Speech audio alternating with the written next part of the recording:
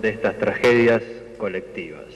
Ahí hay La rostros palabra humanos. del presidente de la Corte Suprema de Justicia de la Nación, el doctor Ricardo Lorenzetti, Hay acto de familias, apertura del año hay judicial. dolor, y ese es nuestro dolor. Todos ellos eran distintos. En algunos casos eran jóvenes que querían luchar y transformar el mundo y la sociedad, luchar por un mundo mejor, tener un sueño. Otros eran docentes que querían combatir la discriminación. Otros eran profesionales que buscaban la verdad periodística o la verdad judicial. Otros eran simplemente personas, adolescentes, que querían vivir la plenitud de la vida. Todos ellos forman parte de nuestras tragedias de los últimos años y eso es lo que nos debe conmover. Todos ellos tenían sueños, todos ellos dejaron alguna bandera, todos ellos fueron más que ellos mismos, porque detrás de cada uno de estos temas hay gente que lucha, hay organizaciones, hay pedidos de justicia. Detrás de cada uno de estos temas hay una tragedia. Por eso tenemos que verla con rostro humano, tenemos que conmovernos. No son expedientes ni son objetos de disputas políticas, son personas, son tragedias. Lo primero que tenemos que hacer entonces es conmovernos con la emoción y el dolor que tienen las personas humanas y no ver esto con la distancia profesional con que a veces se los mira. Todos ellos nos han dejado a nosotros una obligación y una responsabilidad que es terminar con la impunidad. Es tiempo de terminar con la impunidad en cada uno de estos casos, terminar con esos procesos que no tienen resultados, terminar con las investigaciones oscuras que se traban y que no se sabe muy bien a dónde terminan. Eso es terminar con la impunidad. Terminar con la impunidad significa también que nosotros nos enfoquemos en los procesos y no hagamos de ellos disputas de intereses, disputas de poderes o disputas de cuestiones que son totalmente ajenas a la lucha contra la impunidad. Estas disputas de poderes ya las hemos ensayado en el pasado. Las víctimas no esperan que nosotros le digamos que sus frustraciones son producto de los jueces o del Poder Ejecutivo o del Poder Legislativo.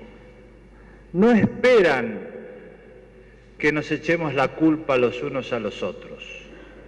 Lo que las víctimas esperan es una actitud más madura. Esto ya se ha ensayado en el pasado, esto ya ha ocurrido y nunca dio resultado. De nada sirve que digamos este es un problema de uno o de otro poder del Estado. ¿Por qué no probamos con una vía más madura, más seria, más institucional, basada en la cooperación de los poderes del Estado para solucionar los problemas de las personas que sufren y que claman justicia? Nosotros pensamos, y lo hemos dicho reiteradamente, que las instituciones no funcionan bien mientras quienes están a cargo de ellas hablan del poder y los ciudadanos de sus problemas. Esta no es una distancia propia de nuestros tiempos. Tenemos que construir nuestras agendas colectivas y de gobierno y del Poder Judicial basándonos en las agendas de las personas, los problemas concretos y solucionarlos y no desviarnos de ese camino, porque lo que esperan las víctimas es que los poderes del Estado cooperen para solucionar sus problemas y no otra cosa.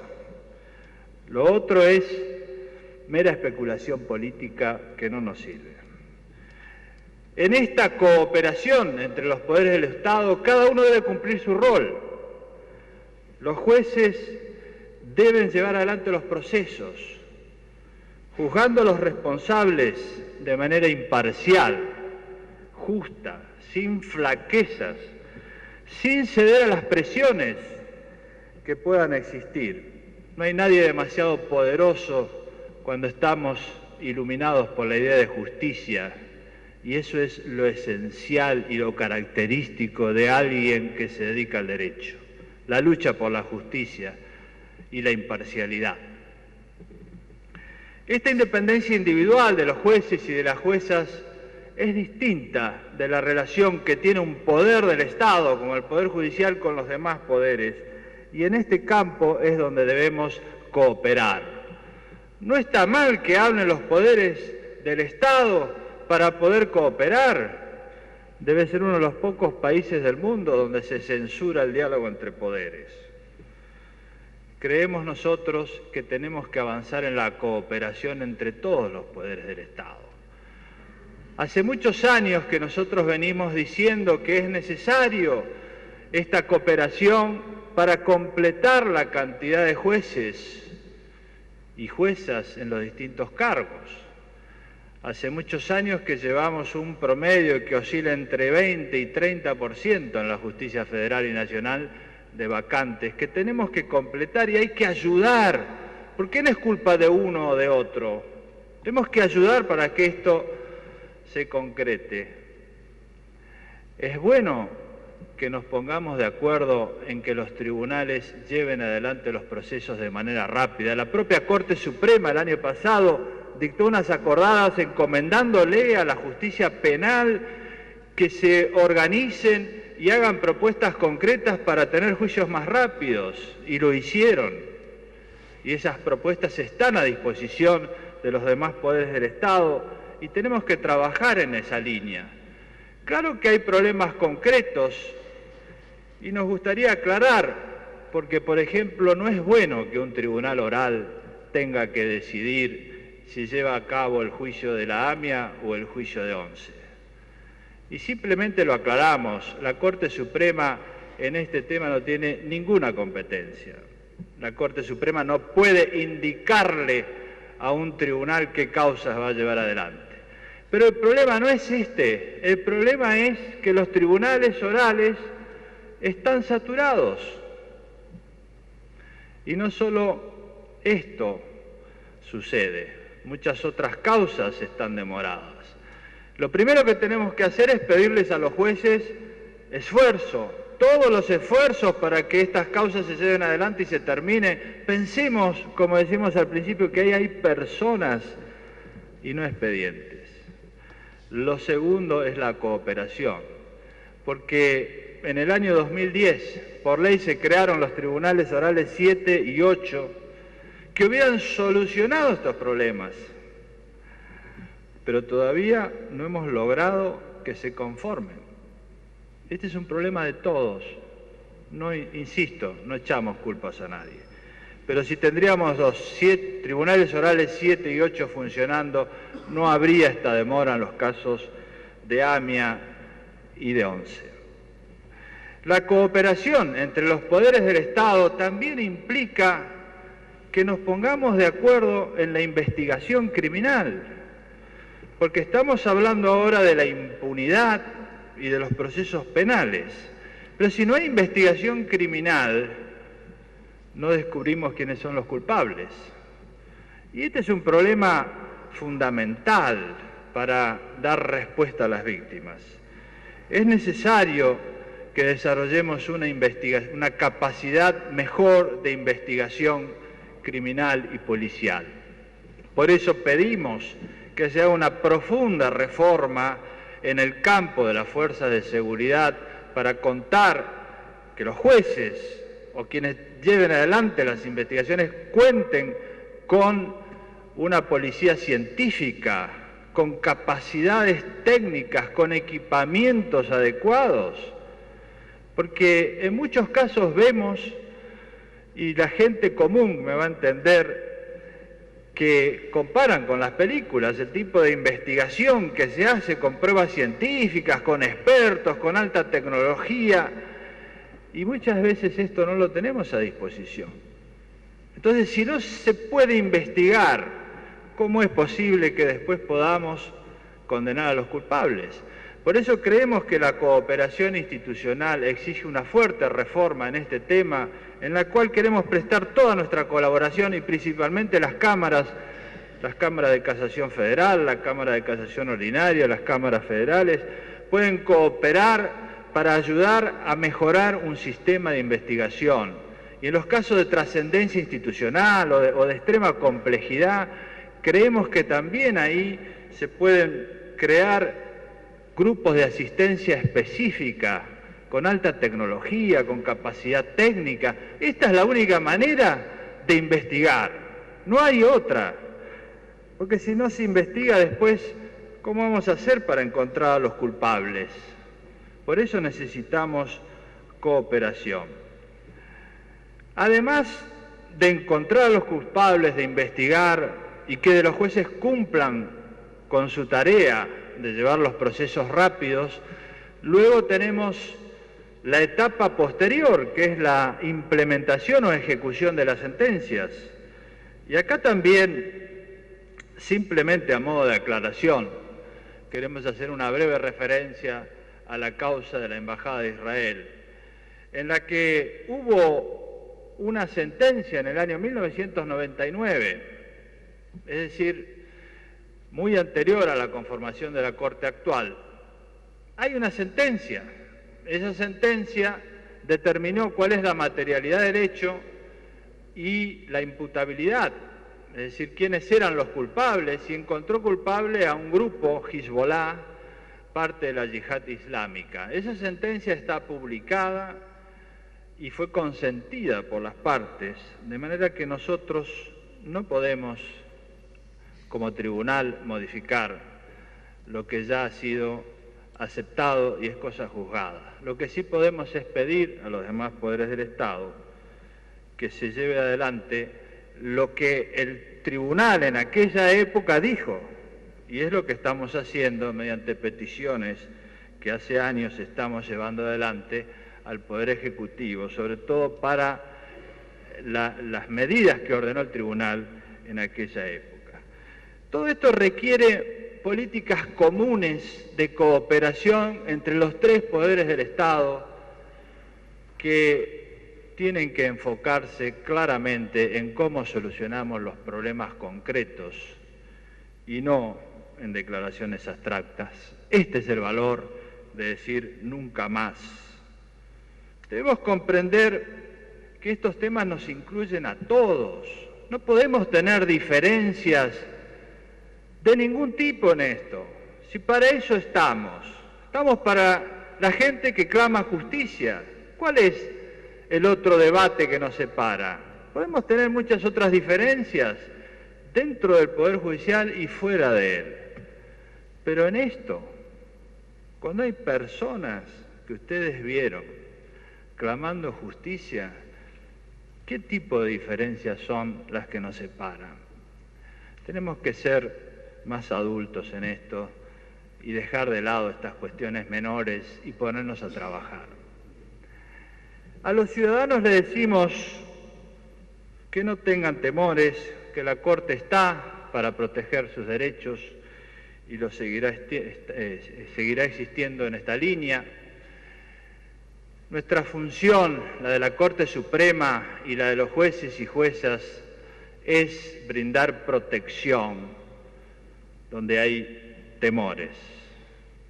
Donde hay incertidumbre es brindar seguridad jurídica, previsibilidad. Donde hay exclusión, brindar igualdad. Estas son las funciones. Y quédense tranquilos que nosotros vamos a seguir en esa línea y no vamos a cambiar.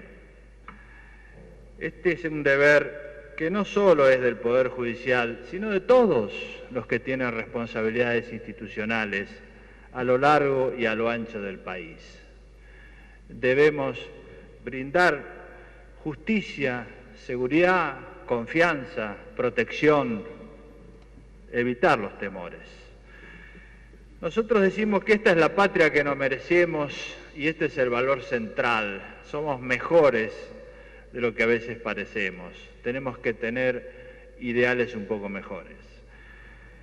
La Corte Suprema sostiene en sus decisiones un proyecto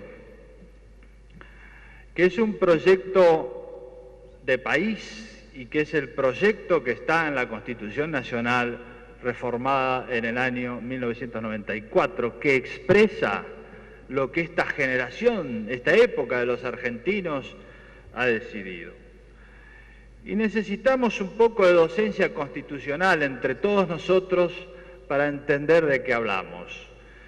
Porque estos principios que están en la Constitución, estos valores, este proyecto, no impiden la acción de gobierno, no la detienen, simplemente es un marco general dentro del cual cada uno de los poderes del Estado tiene que actuar. Pero debemos admitir que existe una serie de principios básicos, constitucionales, dentro de los cuales nos movemos, cualquiera sea el gobierno que esté, cualquiera sean las personas que estén en el Poder Judicial o los legisladores. En esto a mí me gusta siempre citar aquel ejemplo de Ulises que se ató al mástil para no caer en la tentación de las sirenas. Y John Elster, un filósofo, dice, las constituciones son esto. Son mecanismos de autorrestricción donde los ciudadanos y los gobernantes se atan para no caer en las tentaciones del momento y hacer las cosas según su voluntad, avasallando los derechos individuales. Y esto es lo que nos ha sucedido en la Argentina durante muchos años. Demasiadas veces nuestra historia muestra que nos hemos desatado y hemos avasallado esos principios constitucionales desde todos los sectores. La literatura cuenta esto y nuestra historia lo confirma. Debemos superar esta cuestión, porque de lo contrario, si nosotros no sabemos que debemos estar atados a principios constitucionales y a este proyecto de país de la Constitución del 94, tendremos oscilaciones pendulares. Y cuidado con esto, lo que se gana en una época se pierde en la que sigue. Esto también nos pasó en nuestra historia. Y esto me hace acordar otro mito, que es el de Sísifo, que fue condenado a subir una piedra con mucho esfuerzo y cuando llegaba arriba caía la piedra y tenía que ser condenado a subirla de nuevo, y Camus llamó a esto el mito del trabajo inútil. Nuestro trabajo es inútil si vamos para un lado y para el otro, y no sabemos atarnos a una serie de principios constitucionales, cualquiera sea el gobierno. Y por eso nosotros hemos decidido mencionar hoy 7 u 8 de esos lineamientos básicos que consideramos principios que nos atan a todos. El primero es que nuestra Constitución protege el sistema democrático y lo adopta. Debemos preservar la democracia. Es demasiado importante para dejarla en manos del odio, de la división, del egoísmo, del miedo. Esto es lo que nos ocurrió en el pasado. Demasiadas oportunidades, cada uno tiró de la cuerda hasta un extremo en que hizo explotar todo, o bien condicionando gobiernos democráticos. Esto no es posible. Nosotros lo hemos criticado, incluso hemos criticado la función que cumplió la Corte Suprema cuando celebramos los 150 años de esta institución en el pasado. Algunas épocas en las cuales la Corte no defendió adecuadamente el Estado de Derecho. Mientras nosotros estemos aquí, no toleraremos ninguna acción extrema que ponga en riesgo el Estado de Derecho o el funcionamiento democrático por parte de ningún sector. No vamos a volver a repetir los errores del pasado. Hay que respetar las instituciones, respetar el Poder Judicial, respetar el Congreso y también la institución presidencial, todas, como ocurre en todos los países estables, que es lo que pretendemos ser y lo repetimos día a día. Nuestra Constitución protege también el sistema republicano. La idea de república importa la división de poderes y esto tiene una relevancia estratégica en el futuro del país. Nosotros hemos sostenido en algunas de nuestras conversaciones que existe una fisura entre una tradición popular y una tradición republicana en nuestra historia, que no se ha terminado de resolver. Hemos tenido dictaduras, hemos tenido gobiernos republicanos sin participación popular y gobiernos mayoritarios que terminaron sin república. En el plano institucional hemos visto muchos procesos a lo largo de nuestra historia que rompieron con la regla de la evolución. Nacieron adultos y evolucionaron hacia la infancia en términos institucionales. Nuestro problema es institucional y lo hemos mencionado en numerosos fallos. Por eso lo que decimos es que la posición de la Corte en estos años tiene dos elementos. Uno es lo que podemos decir progresismo, porque la Constitución en el año 94 establece la progresividad de los derechos fundamentales y por eso nuestra jurisprudencia y la de los que nos seguirán tiene que seguir el mandato constitucional. Estamos atados a la Constitución en el sentido de la expansión de los derechos y no de su restricción. Pero también la Corte es republicana porque así lo dice la Constitución y por eso respetamos la división de poderes y sostenemos que debe haber un Poder Judicial independiente. El Poder Judicial independiente está contemplado en la Constitución. Quienes redactaron nuestra Carta Magna pensaron en un equilibrio de poderes, esto nadie lo discute. Por eso existe la facultad de los jueces de dictar la inconstitucionalidad de las leyes, declararla, o bien de Allí está en desarrollo acción. entonces el discurso del presidente de la Corte Suprema de Justicia de la Nación, Ricardo Lorenzetti, hablando sobre el equilibrio de poderes y la colaboración que deben prestar los distintos poderes que conforman el Estado para, dice él, solucionar concretamente los problemas de la gente. Así es, cooperación es la palabra que más utilizó en su discurso Lorenzetti, cooperación entre los poderes justamente del Estado. Pausa, ya volvemos con más noticias.